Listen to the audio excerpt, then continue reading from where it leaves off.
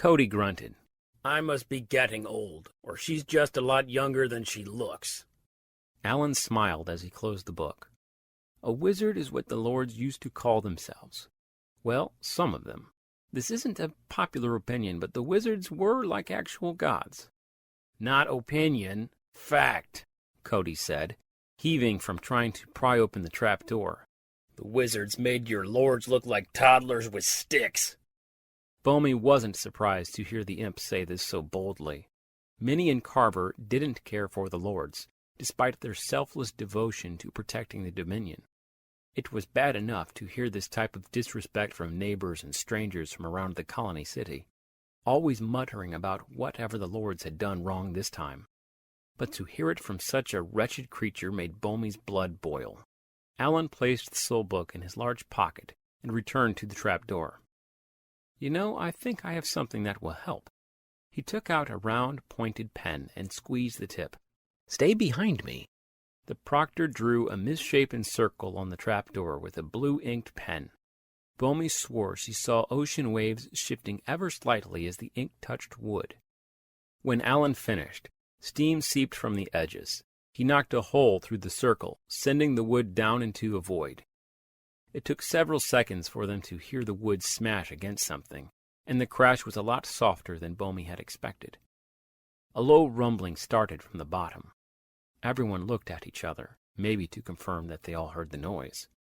Then, just as the rumbling grew silent, a massive hand appeared, rising from the darkness and growing larger with every second. It crashed through what remained of the trapdoor and slammed the floor, nearly crushing them.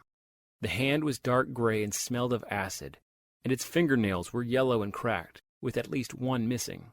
As the hand clutched the floor of the bedroom, it swept past the wood and hit the stone beneath the house too quickly for Bomey to comprehend what was happening.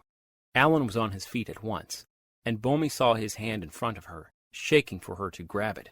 She caught up on her own, anxious to run. Ahead of them, she noticed Cody leaping for the entrance and decided to do the same. Ignoring the tables and rugs, her legs knocked over as both she and Alan scrambled away.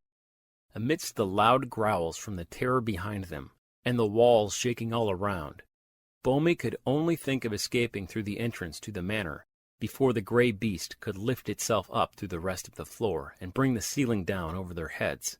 Bomey looked behind as they ran outside, and she could both see and hear the creature splitting the bedroom in two as it arose. It was unlike anything Bomey had ever seen, even in books, bulging with gray scales and pale skin. It had a round face and empty eyes, even devoid of pupils. Its gaze rested on the smallness of the room it crawled through, and the lids of its eyes lowered.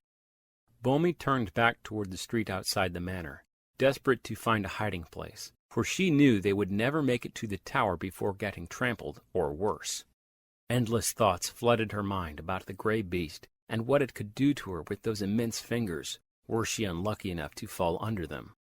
But just as she refocused her eyes on the path ahead, a silhouette caught her eye. A figure dressed in black and silver stood on the stone road that connected the manor to the tower up the crossway. He appeared to be a younger man, though his face was completely obscured by a silver mask with a gray circle for a face.